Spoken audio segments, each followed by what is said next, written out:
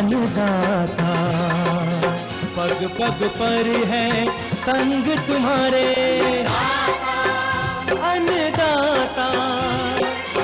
लहू किसानों का बन के पसीना सींचता है धरती का सीना। मेहनत का तेरी हक दिलवाने, नई तकनीक नई खोज बताने। पशुधन को गुणवान बनाना, पौध सुरक्षा को सिखलाना, खेती के सब गुर समझाने, भारत का सरताज बनाने। आठों पहर है संग तुम्हारे अन्नदाता, अन्नदाता। नमस्कार, मैं शालिनी आप सभी दर्शकों का अन्नदाता कार्यक्रम में स्वागत करती हूं। हर रोज की तरह एक बार फिर से हम कार्यक्रम में लेकर के आए हैं खेती बाड़ी से जुड़ी हुई बहुत सी लाभकारी जानकारियां। तो चलिए सबसे पहले देखते हैं कि क्या है विशेष आज के कार्यक्रम में। अधिक उपज हेतु मटर की फसल में समसामयिक कार्य, गाय भैंसों से अधिक दुग्ध उत्पादन लेने हेतु देखभाल और प्रबंधन, सेब की बागवानी में किए जाने वाले समसामयिक कार्य,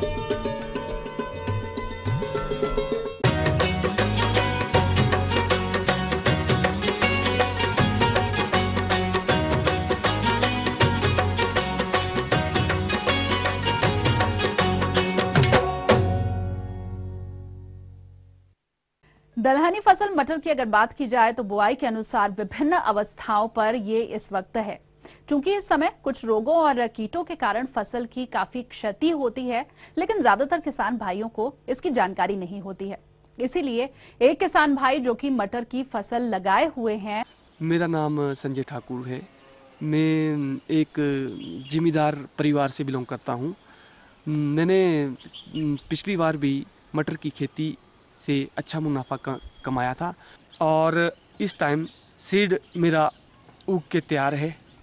एक दफ़ा मैंने इसमें एक हफ्ते के बाद सिंचाई की है। सिंचाई करके फिर दूसरे हफ्ते फिर इसकी सिंचाई की है और अब सीड बिल्कुल तैयार है।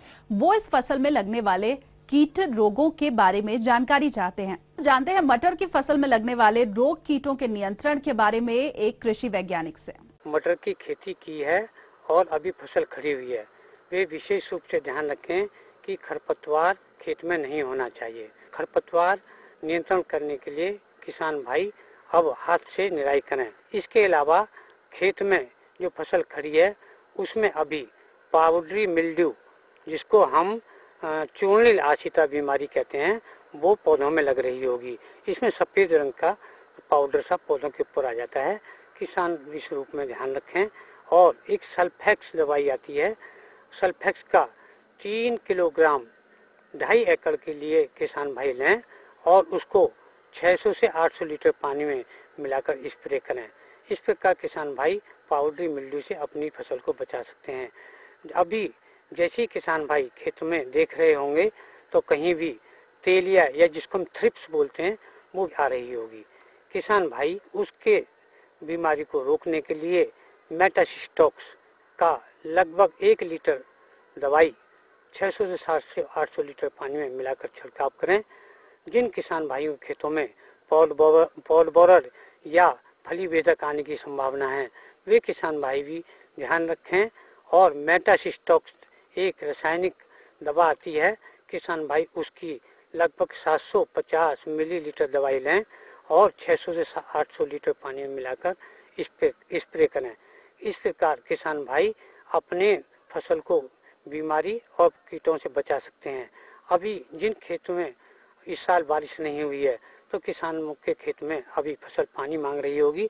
लगभग 35 से 40 दिन के बाद किसान भाई हल्की सिंचाई करें। इसके अलावा 65 से 70 दिन के बीच में यदि किसान भाइयों को फिर जरूरत पड़ती तो एक सिंचाई की व्यवस्था किसान भाई करें। जिन किसानों को हरी फली तोड़ के बेचना है वो किसान भाई 70 से 75 दिन के बीच में ये फसल को फली तोड़ कर बाजार में भेज सकते हैं। और विशेष रूप से ध्यान रखें कि फली की तुड़ाई करते हुए पौधे की ब्रांच को नुकसान ना पहुंचे, हानि ना पहुंचे और किसान भाई हली फली तोड़ लें। जिन किसान भाइयों को दाने के लिए उगाना है वो किसान भाई लगभग 100 से 110 दिन के बीच में ही दाने के लिए फसल की कटाई तैयार होगी। किसान भाई उस टाइम पर काटें।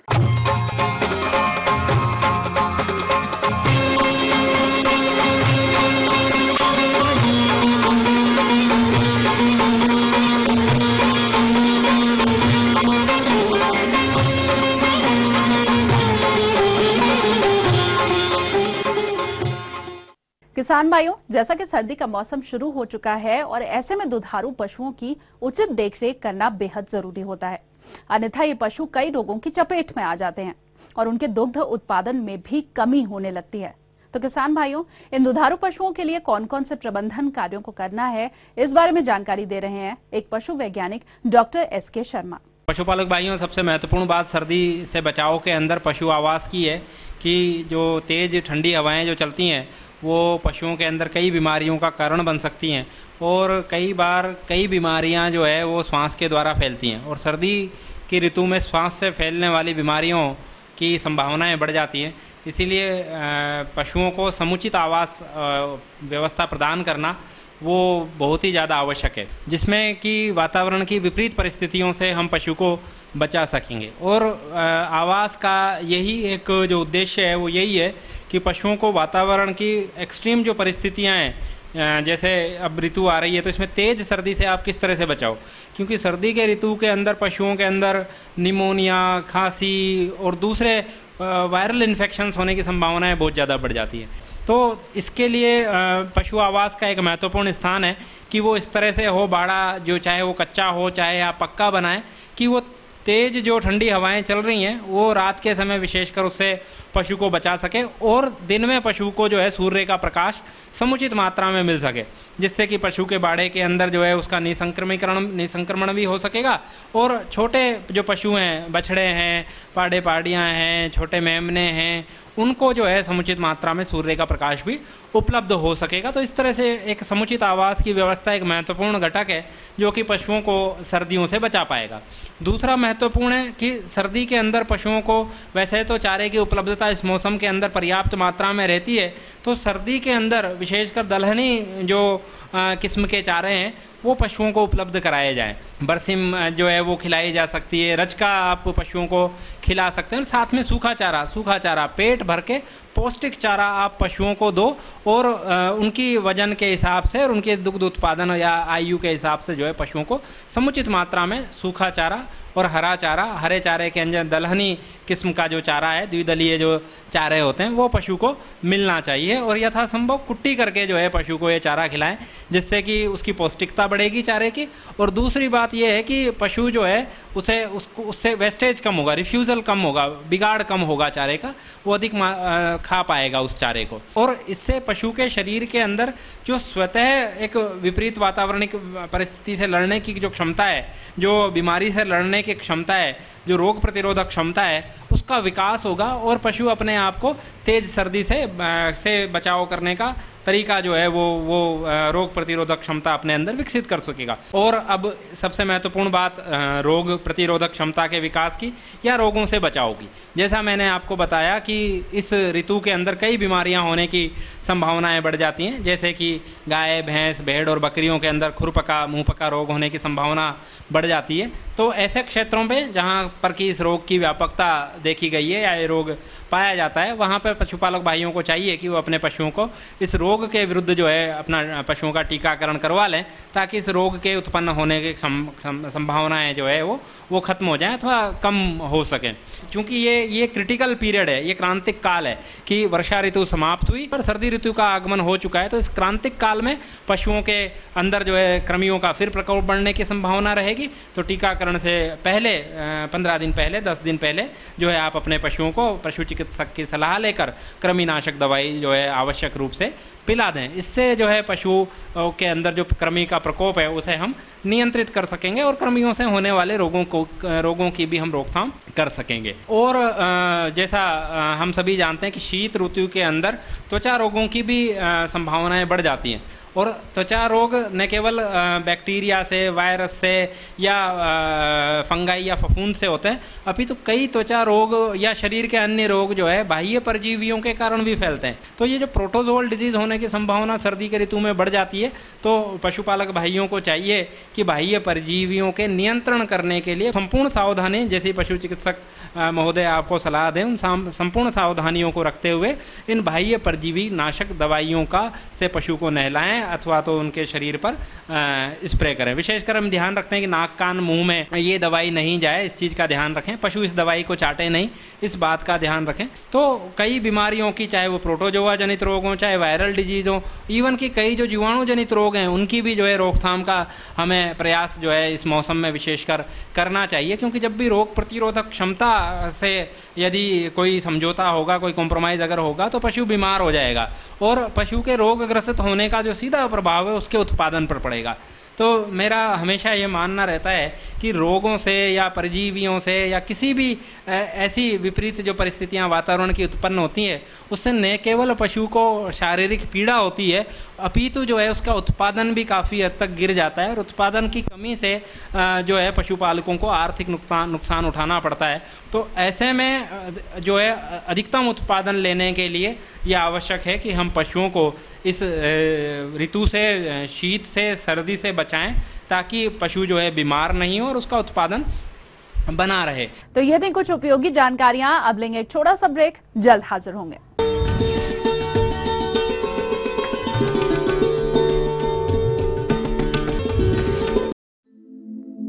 दुनिया के नक्शे पर यह है इंडिया मेरी जान।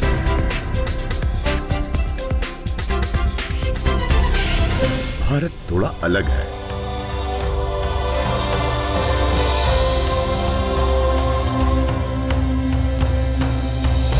देखा आपने, इतना सा भी छूट जाए तो सच अधूरा रह जाता है। बदलते भारत का पूरा सच। राष्ट्रीय समाचार हर रोज सुबह 8 और दोपहर 2 बजे।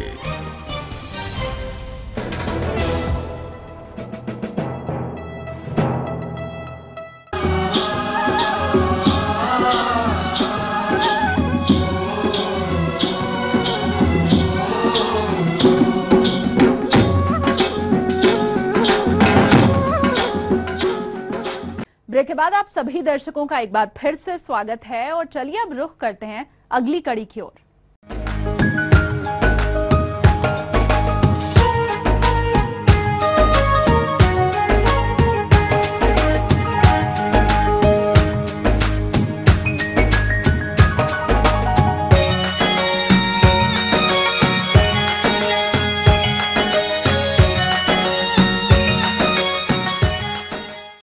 शीतोष्ण फल सेब की बागवानी की अगर बात की जाए तो ये अभी सुषुप्त अवस्था में है और आगे आने वाले मौसम में अच्छी फलत लेने के लिए जरूरी है कि अवांछनीय रोगग्रस्त टहनियों की कटाई छटाई और रोग कीटों से सेब की बागवानी को बचाया जाए। तभी आप सेब की बागवानी से गुणवत्ता युक्त अच्छी फलत की कल्पना कर सकते हैं। तो सेब की बागवानी में इस समय कौन कौन से समसामयिक कार्य महत्वपूर्ण हैं, इसकी जानकारी के लिए हम आपको मिलवाते हैं डॉक्टर इंद्रमोहन शर्मा से। किसान भाइयों, आज मैं इस मंच से आपको सेब के मुख्य रोगों के बारे में बताऊंगा। और सेब एक ऐसी खेती बन गई है हिमाचल प्रदेश में, एक व्यावसायिक खेती बन गई है और ये लगभग 4000 करोड़ का एक बिजनेस और एक इंडस्ट्री खड़ी हो चुकी है। ये लगभग 1,04,000 हेक्टेयर भूमि पे आजकल इसकी खेती की जा रही है। किसान भाई जो है बड़ी मेहनत से सेब का बगीचा लगाते हैं और ये सोचते हैं कि 5-10 साल के बाद हम बहुत सारा पैसा कमाएंगे, पर विभिन्न समय पे इसमें विभिन्न रोग लग के इनकी जो इनका कमाई का सोचते हैं उससे ये वंचित रह जाते हैं। तो सेब में लगने वाले विभिन्न रोगों के बारे में मैं आपको जानकारी दूंगा और साथ ही सर्दियों में आप अपने बगीचे की साफ सफाई रख के कैसे इन रोगों से निजात पा सकते हैं। तो सेब में मुख्य लगने वाली जो बीमारियां हैं वो है अस्मेयिक पत्ता झड़न रोग। अस्मेयिक पत्ता झड़न रोग का मतलब ये है कि जब फल अखरोट की साइज का बनने का शुरू होता है और बरसात का मौसम भी लगने वाला होता है। और उस टाइम क्या होता है कि पत्तों के निचले हिस्से में, पौधे के निचले हिस्से में पत्तों पर भूरे गहरे रंग के धब्बे पड़ जाते हैं और ये पीले पड़कर नीचे गिरने लगते हैं। और ऐसा होने से सेब पर सिर्फ फल ही लटकते हुए नजर आते हैं और सारे पत्ते जो हैं वो नीचे गिर जाते हैं। इससे क्या होता है कि फलों का जो आकार है, कलर है, साइज है, उसमें सब कुछ प्रभाव पड़ता है। और फार्मर अगर सोचता है कि मैं ए ग्रेड पैदा कर रहा हूं तो बी होता है, सी होता है और कई बार बहुत सारी ड्रॉपिंग हो जाती है। ऐसे फलों पर धब्बे भी पड़ते हैं गहरे काले भूरे रंग के, और वो मार्केट में ऐसे फल जो हैं वो कंज्यूमर जो है, जो खरीदने वाला है, वो उसको खरीदता नहीं है। तो इस रोग जो है, ये रोग जो है ये फफूंद से होता है और फफूंद जो है पत्तों के ऊपर जीवित रहती है सर्दियों में।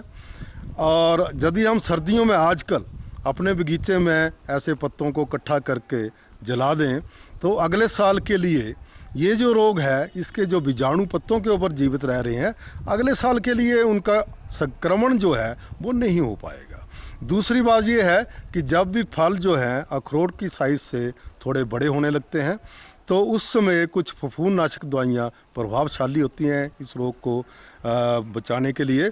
उनमें है मैंकोजेब है, या कार्बेंडाजिम है, या प्रोपिनेब है। इन दवाइयों का अगर हम 10-15 दिन के अंतराल में 3-4 छिड़काव करते हैं तो ये रोग जो है बिल्कुल नियंत्रण में आ जाता है। आजकल जैसे हम काट छांट करने का टाइम आ गया है, अगर हम टहनियों का जो टहनियाँ हैं उनको अच्छी तरह काट छांट करें, ऐसे करें कि उसमें सूर्य की किरणें जो हैं वो पूरी अंदर जाएं और हवा का प्रभाव भी ठीक रहे, तो ये रोग बहुत कम पनपता है।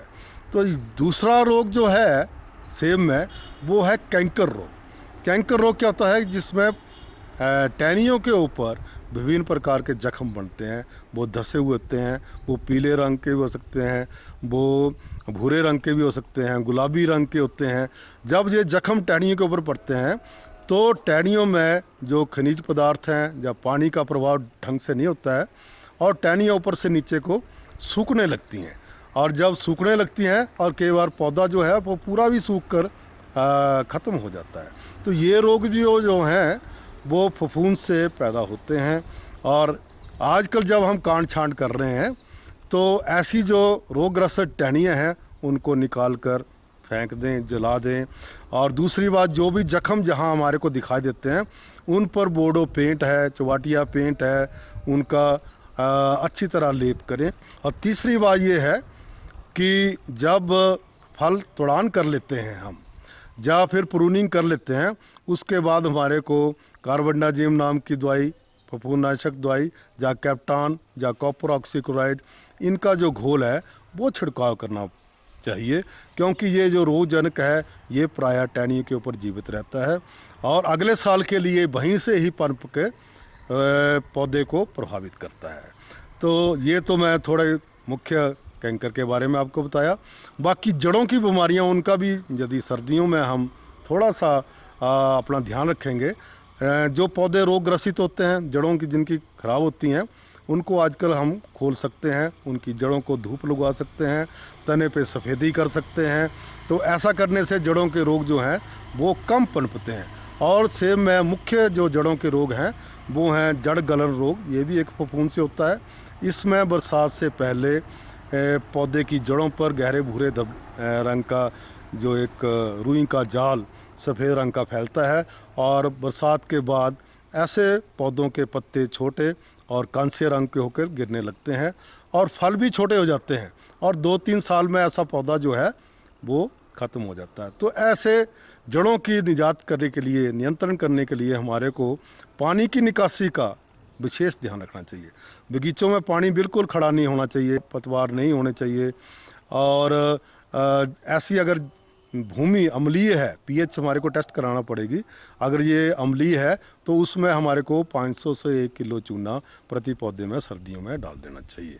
और अगर नियंत्रण रोग फिर भी नहीं आता है तो इसके लिए हमारे को कार्बेंडाजिम की जो दवाई है वो 1 ग्राम 1 लीटर के हिसाब से पौधे के तौलिए में, दौर में 1 फुट के अंतर पर छोटे छोटे गड्ढे बनाकर उसमें 1-1 लीटर दवाई डालनी चाहिए। और ये दवाई जो है 15-20 दिन के बाद 2-3 बार डालेंगे तो ये रोग नियंत्रण में रहेगा। आगे और भी है कुछ रोचक जानकारियां, पर यहाँ पर रुकेंगे एक और ब्रेक के लिए, जल्द हाजिर होंगे।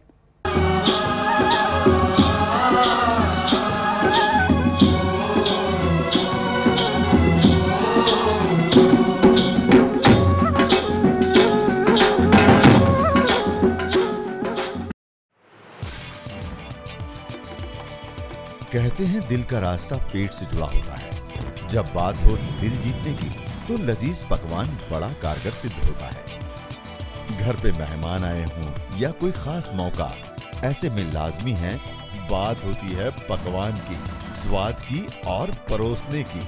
तब एक ही नाम जहन में आता है, रसोई से। देखिए रसोई से।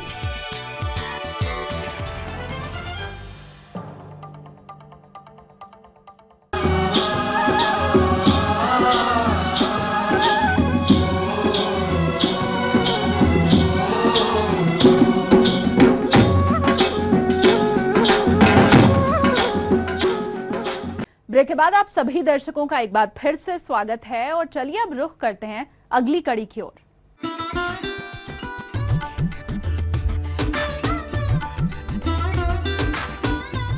अन्नदाता हेल्पलाइन निशुल्क फोन संपर्क सेवा के माध्यम से आपके द्वारा पूछी गई समस्याओं में से एक या फिर 2 महत्वपूर्ण समस्याओं को हम अपने कार्यक्रम में शामिल करते हैं और इसी के तहत आज की चयनित समस्या और उसका जवाब इस प्रकार है।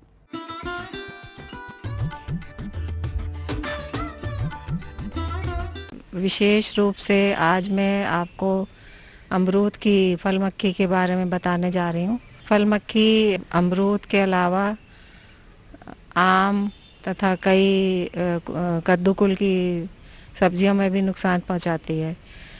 जैसा कि आप जानते हैं अमरूद हमारे देश की प्रमुख फसल है और इसको एक गरीब किसान का गरीब आदमी का सेब कहा जाता है और इसकी बागवानी लगभग हर भारतवर्ष के प्रत्येक स्थान में होती है। और इस तरह से हम अमरूद को, क्योंकि फल मक्खी का प्रकोप फल के पकने से थोड़ा समय पहले शुरू हो जाता है, तो हम इस पर किसी कीटनाशक को भी नहीं छिड़क सकते हैं क्योंकि इसके दुष्प्रभाव किसी भी व्यक्ति जो इसको खाएगा उसके शरीर पे पड़ सकते हैं। किसान भाइयों, मैं आपको बताना चाहती हूँ कि ये फल मक्खी किस प्रकार से अमरूद के फसल को नुकसान पहुंचाती है। फल मक्खी एक को डांसी मक्खी भी के नाम से जानते हैं और शुरुआती अवस्था में जब फल पकने की अवस्था में होता है तो फल मक्खी की जो मादा है वो अपने अंडे देने के लिए अमरूद के छिलके के नीचे अपना उधर घुसा के उसमें अंडे दे देती है और चूंकि ये अंडे अमरूद के अंदर होते हैं तो ये बाहर से दिखाई नहीं देते हैं, तो इसमें जो लार्वा निकलते हैं वो अंदर ही अंदर फल को खा के उसको सड़ाने लगते हैं और जब ज़्यादा अधिक प्रकोप हो जाने पर वह फल नीचे गिर जाते हैं। इस प्रकार से हम देखते हैं कि ये फल फिर इनकी गुणवत्ता समाप्त होती जाती है, इनके बाज़ार में अच्छे दाम नहीं मिलते हैं और किसानों को अत्यधिक नुकसान होता है। लगभग 30% तक इससे नुकसान पाया गया है। किसान भाइयों, इससे बचने के लिए एक फल मक्खी ट्रैप बनाया गया है जो हमारे विश्वविद्यालय के एक योजना में तैयार किया गया था और इसमें हम नर मक्खी को आकर्षित करने के लिए एक ल्योर लगाते हैं। ल्योर यानी कि फेरोमोन लगाते हैं जिससे कि जितनी भी नर मक्खी आसपास के इलाके में होंगी वो उस ट्रैप में बंद हो जाती हैं और उसकी एक विशेष गंध होती है जो मादा की गंध से मिलती जुलती है। इस प्रकार से ये मक्खियाँ स्वतः इसमें मर जाती हैं और बिना प्रदूषण के हम फल मक्खी को नियंत्रित कर सकते हैं। इसके लिए जो ट्रैप या एक प्लास्टिक का आप बोतल भी ले सकते हैं और इसमें एक रुई की बत्ती बनाई जाती है जिसमें कि हम मिथाइल यूजिनॉल नामक एक विशेष ल्योर कहलाता है यानी कि आकर्षित करने वाला पदार्थ, उसको मैलाथियन के साथ में मिला के और उसमें रख देते हैं। फल मक्खी उसमें आकर्षित होती है और उस पर टकराती है और उसको इस प्रकार से मक्खियाँ नष्ट हो जाती हैं। इस प्रकार किसान भाइयों, हमारी बताई गई विधि को अपनाने पर आप देखेंगे कि आपका उत्पादन 10 से 20% तक बढ़ जाएगा और उनको किसानों में अच्छा बाज़ार में भी अच्छा दाम मिलेगा और किसानों को जो आर्थिक नुकसान हो रहा था उससे वो बच सकेंगे।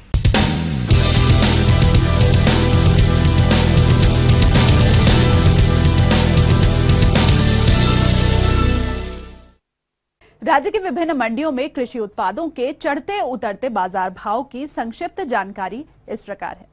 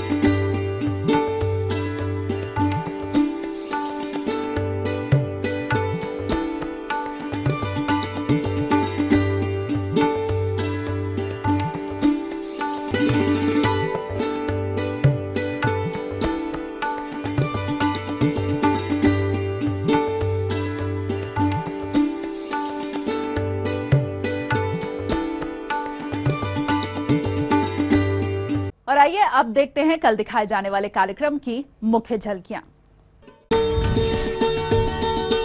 चना की फसल में लगने वाले रोग और कीटों के नियंत्रण पर जानकारी।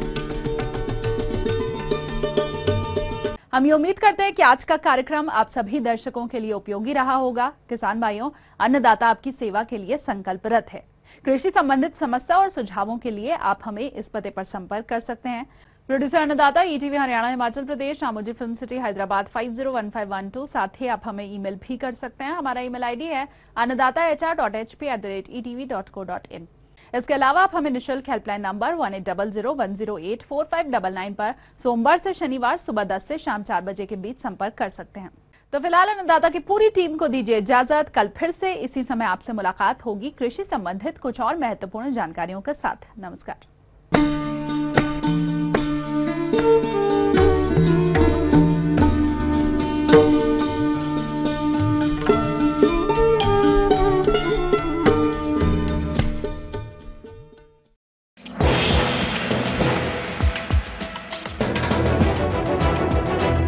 आप देख रहे हैं ईटीवी न्यूज़ हरियाणा हिमाचल प्रदेश, खबर ही जीवन है।